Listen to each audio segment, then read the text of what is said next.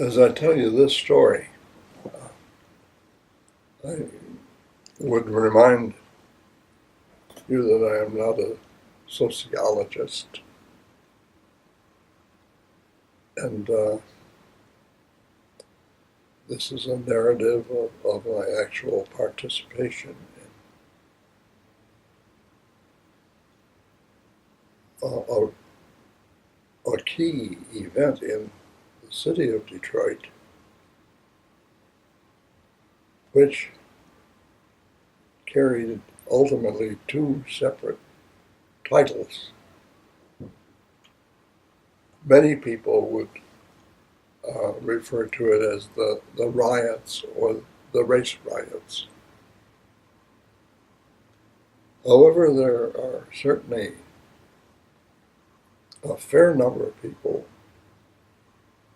who call them the disturbances or the civil disturbances, because to them there was more meaning. A riot is too chaotic, unplanned happenstance, and so they don't like to use the term riots, because part of their future, the change in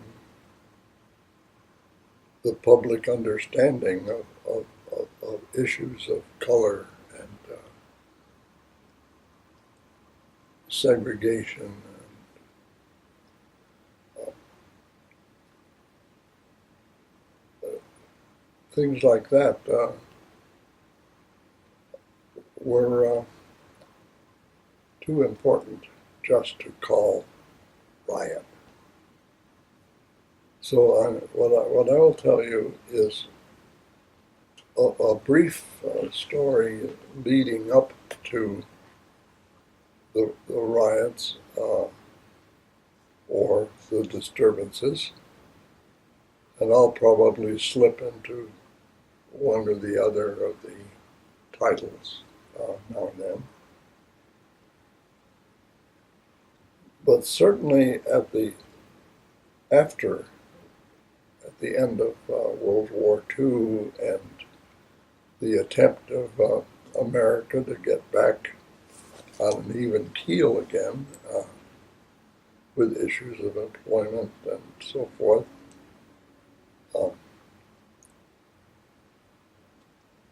to have that attempt was to run up against very deep and difficultly understood barriers. And Detroit was certainly one of the places where that was true, because there had been a very careful, you can't call it desegregation, because Detroit had practically the equivalent of walls around different sections of the city. This far you live, but no farther, and issues like that. But the churches,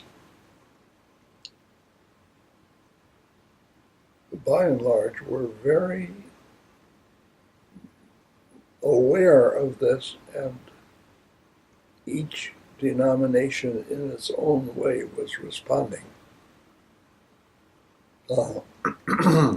Catholics had some informal and some formal programs, as did the Episcopal churches in the Diocese of Michigan and other places in the country, and so did the Methodists, and so did the United Church of Christ. And by the early 60s, many of the denominations, including our own Episcopal Church, had staff people on their central staff whose program was attempting to sensitize the membership to the existence of these terrible practices of segregation and walling people off and keeping some people down. And that group began to meet, the staff people began to meet regularly. As a matter of fact, we had a conference phone call every Monday morning at 8:30. And we and our opposite numbers in the other churches would go over and we'd discover what had been said or what had been experienced over the weekend or what had been preached about. We were aware that, well, that's one thing, we were perhaps more aware than the average group of citizens of what was going on, and we had a certain amount of trust with each other. We could let our hair down, and even if somebody is superior to us in our organization was on a track that bothered us, we at least could say it and share it with that group. So it was a creative one. There were, at the same time, inside each denomination, there was the development of a fairly coherent, smaller group, usually with some name, that spoke of being crusaders or being strivers for right and justice or things like that. A lot of those things were happening. A peculiar one, peculiar in the sense unique to us, was that my national church sent 2 chunks of money to us. It would happen to be my job to be director of program for the Diocese of Michigan, which at that time went from Monroe up to the Straits, and kind of a jagged county boundary going up the center of the states, so that Lansing was and Hillsdale were kind of our western boundary, and what we call I-75 going up around Roscommon and places like that were part of that boundary.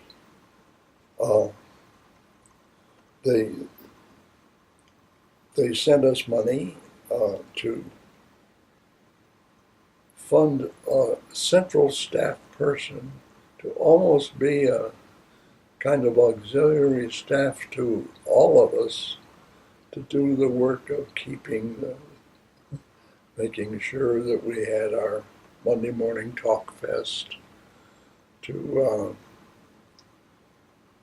send notes to us about things that were happening, not only in Detroit, but in Lansing and in Saginaw, and some of the other places like that. And also that national group for us Episcopalians and by us, that's what I'm going to be meaning when I talk. That group was aware and had investigated and talked about and looked into, and even made suggestions about the civil disturbances that had occurred the year before, and places like Newark or like San Francisco or like some of the places in the South with the emerging liberation movements down there. And we were aware that something had to be done. Here in this building, the Episcopal Church Center, which was almost a brand new building then, we were a staff that was rebuilding in a new fashion. I was one of the people brought in to reshape the program aspect of the central staff functions of the Diocese of Michigan. And we met every Wednesday, as staffs do. And I brought to the staff meeting that spring of 63, was it? No, well, whatever it was. I brought what that group centrally had come up with as both a critique of the Episcopal response to the urban crisis, and particularly to the threats of violence, and some suggestions.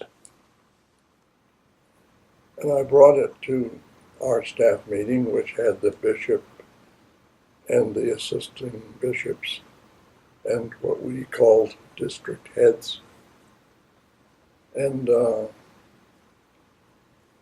couple of other staff people.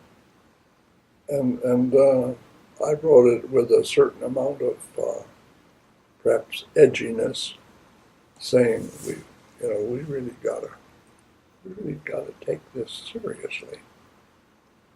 And in effect, summer was coming, and vacation plans were made by various staff people and so forth, and they said in a kindly fashion, so to speak, well, Bill, sure, you can work something up if you care to. And I did. I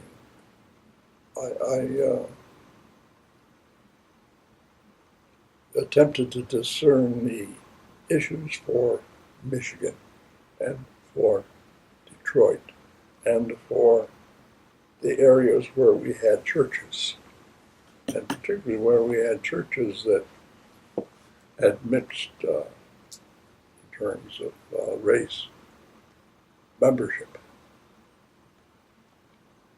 And there it parked and lay until that fateful Sunday. Actually, it was midnight of the night before, roughly, that in a corner of Detroit things began to come apart because of well, depending on who you blame. I'm not going to blame anybody here.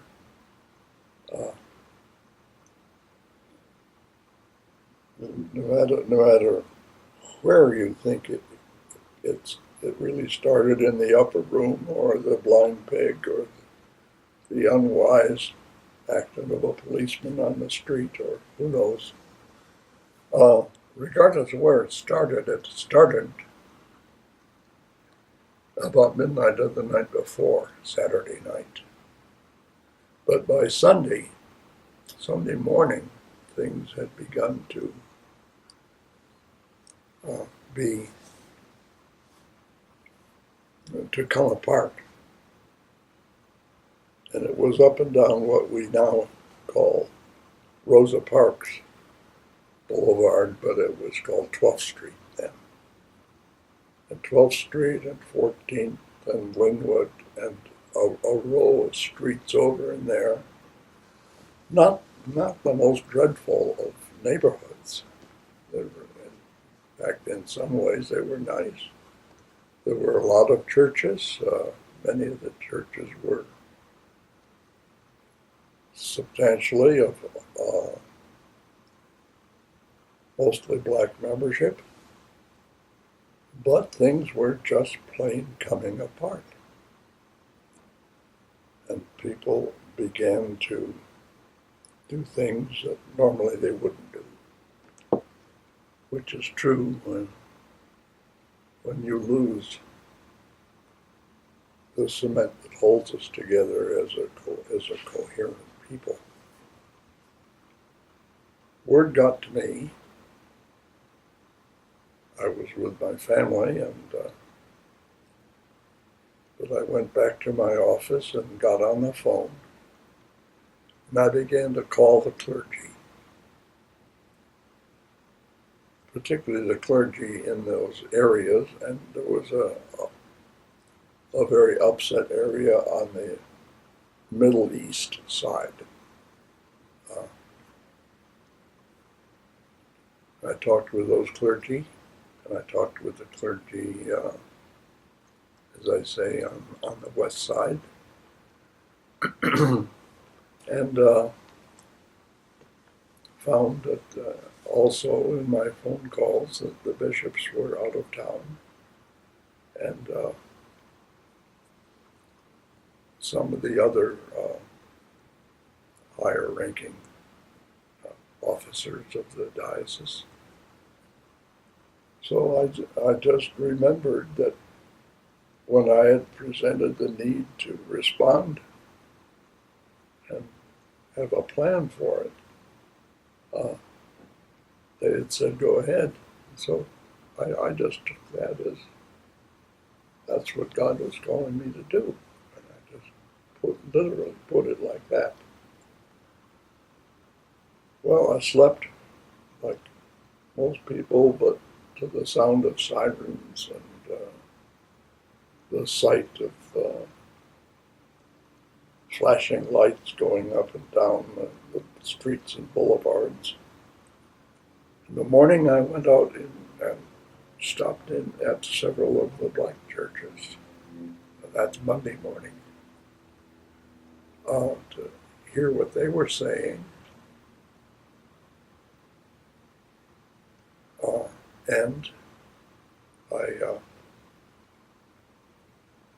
And then the word spread to me, among others, that we were convened, that bunch of urban actors of the basically white denominations,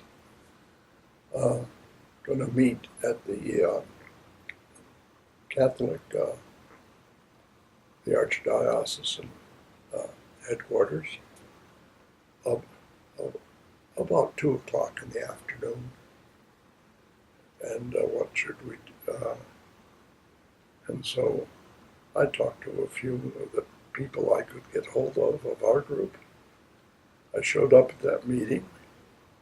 There were people like Jim Brista of the Methodist Church and John Forsyth of the United Church of Christ, who also worked for the Council of Churches as the urban strategist, and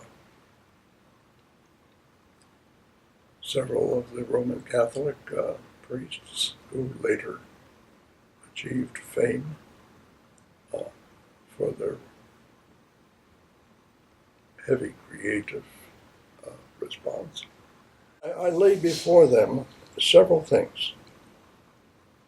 What they learned from the West Coast riots was that very often the top people in a denomination were hard to find. They seemed to feel that their underlings could handle this, and that they would serve their denomination best by being relatively invisible. We also learned that the most frustrating thing to many people, and particularly to many black churchmen, about the white group was that they like to just say, "Now, boys, just calm down, and everything will be all right," and just have gratuitous calls for some peace, quiet. And what I also discovered was that what they lacked and what the community lacked and what the actors, the people who really cared and wanted to know, what can I do? Where can I do it? And what do you need? And what issues can I participate in? Didn't have the information they needed. Mm. And so I said that the greatest thing we can do, we who are white, who are at the top of the power and money in Detroit, the least we could do would be to serve Detroit by being an information center. The information center. And as they began to say, yeah, but that, how do you do that? And so forth. I said, we have a brand new building, only 3 or 4 years old. And I'll just donate it to the community for us to found an Episcopal, not an Episcopal, but a Christian information center. And so I blush to think of it now, 40 years, 50 years later. I blush to think that I presumed to send the dean home and all the employees home and say, we need the building to serve the community. And so, and I also made sure that we had a couple of people who understood the phone system. And we called the radio stations, and we informed them of the 11 phone lines we had coming in, and that we would man the phones and absorb the information, systematize it in such a way that someone calls up and says, my group of people wants to make sure that there's enough food for the children at the centers where they're going to vacation Bible school or something like that. Or where should they go? And so for things like gathering food, gathering people who could help, who could get along, and remember, school was out, so we could, we needed adults to handle as volunteers that group of kids. We needed so much. There were people hurt. They needed extra help down at the medical center. We didn't have a medical center of the sophisticated shape we have today. And so forth.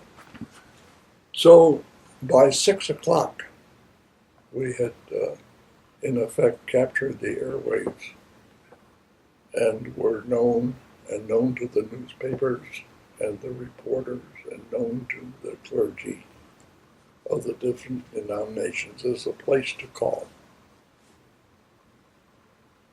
And that's where we started.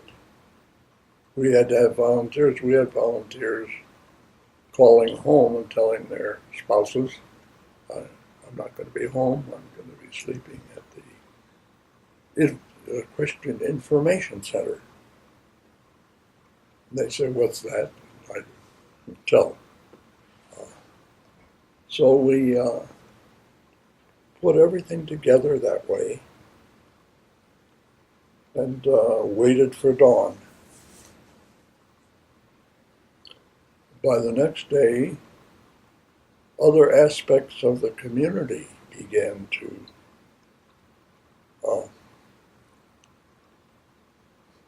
energize and make use of our center, so it became less just merely a phone bank and became instead a center where practitioners of response to civil unrest would be able to practice their craft. And it was a wonderful, wonderful spread. The three large church groups or religious groups, the Jewish community, the Roman Catholic Archdiocese, and the Council of Churches groups, all donated from their agencies,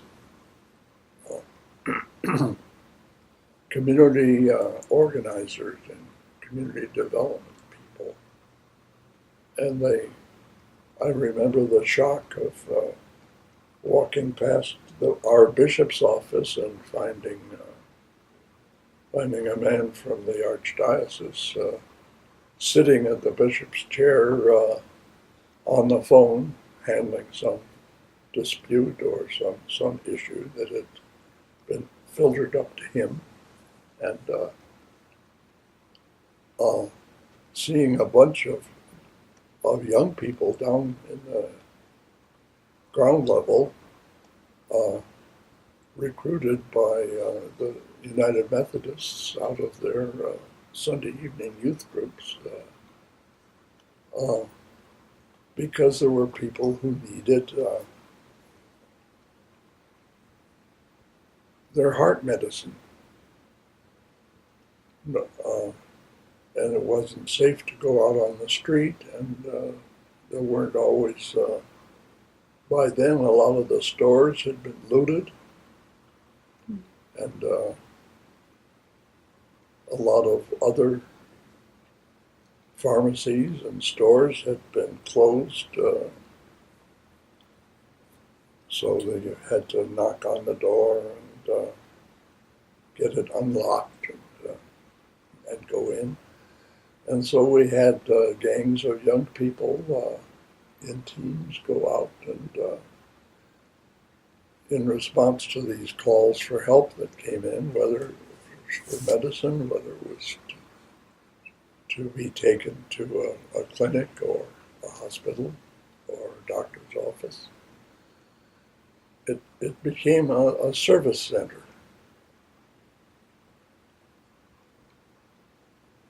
The Teamsters donated trucks and truck drivers to collect and ultimately deliver to various centers where needed food.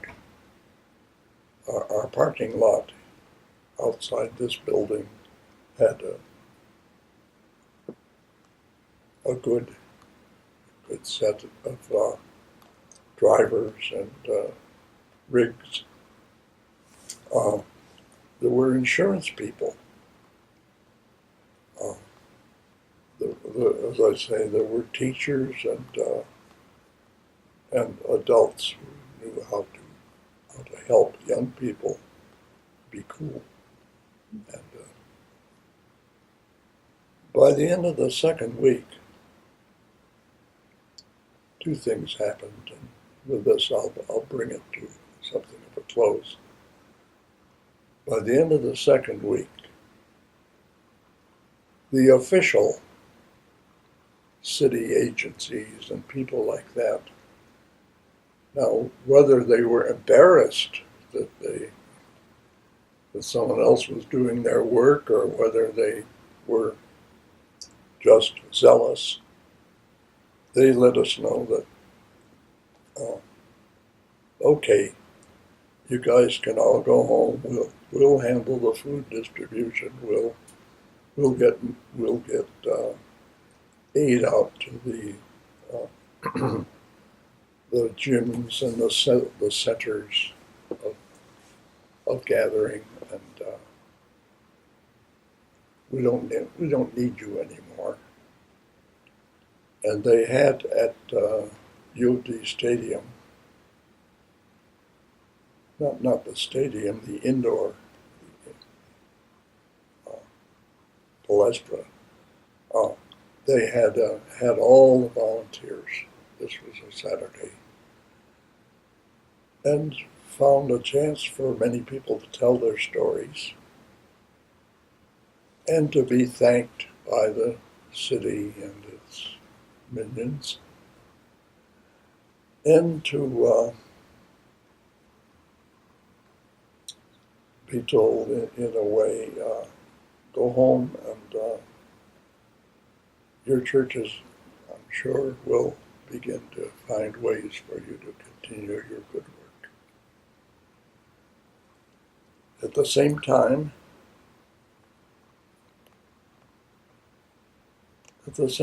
they began to deal with things that volunteers can't. I mean, they had 10,000 people using Belle Isle as a jail because you'd have to swim to get away, and obviously some people did. But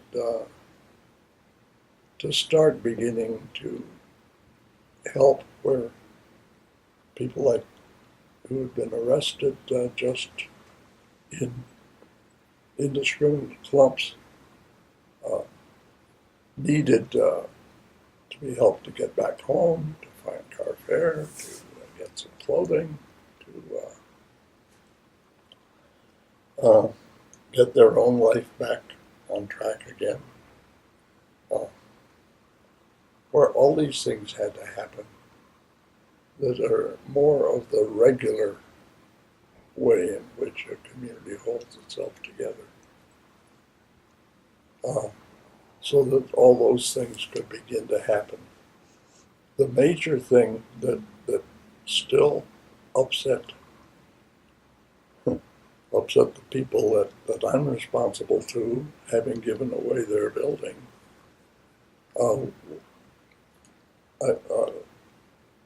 was that we didn't give the whole building back to the bishop and the diocese because we had all these social workers. We had this wonderful social agency with 3 or 4 skilled, experienced community development social workers, about 3 or 4 or half dozen from each of the major groups. And we set a time limit of Christmas for that. Remember, this was July. But we were quite sure it would take a while to get everything on an even keel again. And in effect, we did our job. The strange issue for me, and I'll just get personal, is that the next spring, a faculty member from the School of Social Work at the University of Michigan stopped by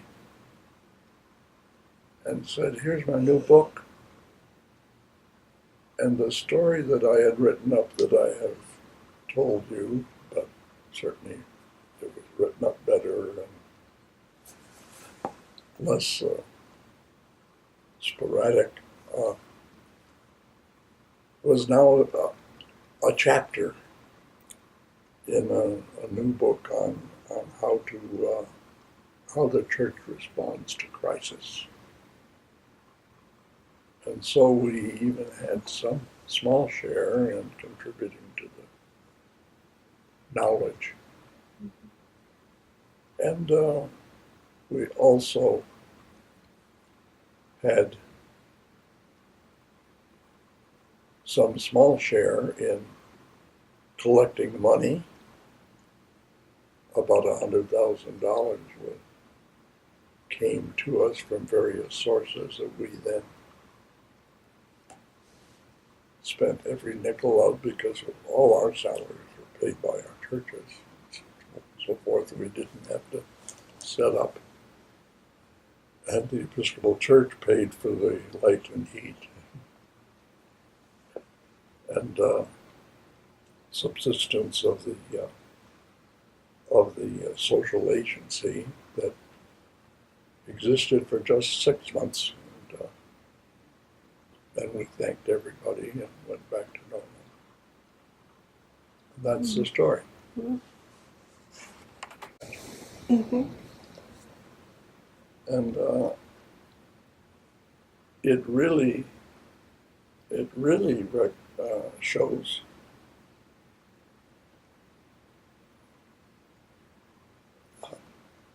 how we're I'll say we're supposed to do things. Mm-hmm. Namely, we don't have to rely solely on divine inspiration from above. In fact, we'll probably make a lot of mistakes if we do. But to be in contact with people, contact with those who are hurting, and contact with those who are helping, and Mm-hmm. learn from them. Mm-hmm. What was the name of our interracial? Anyway, it'll come to me.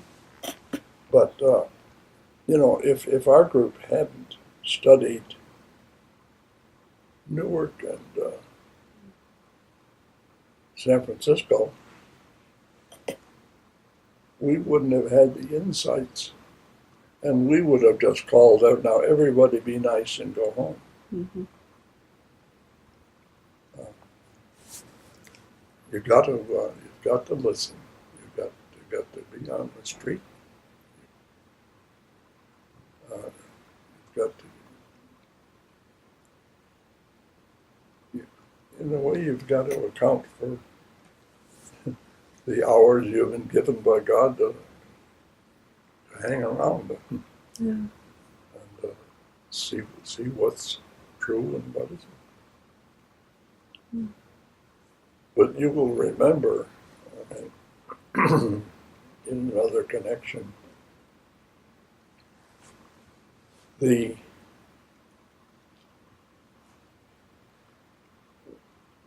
one of the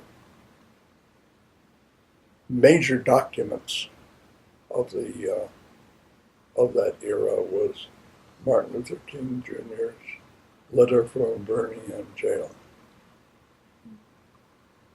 Now, he wrote that after the disturbances in Birmingham, and he was arrested as a troublemaker.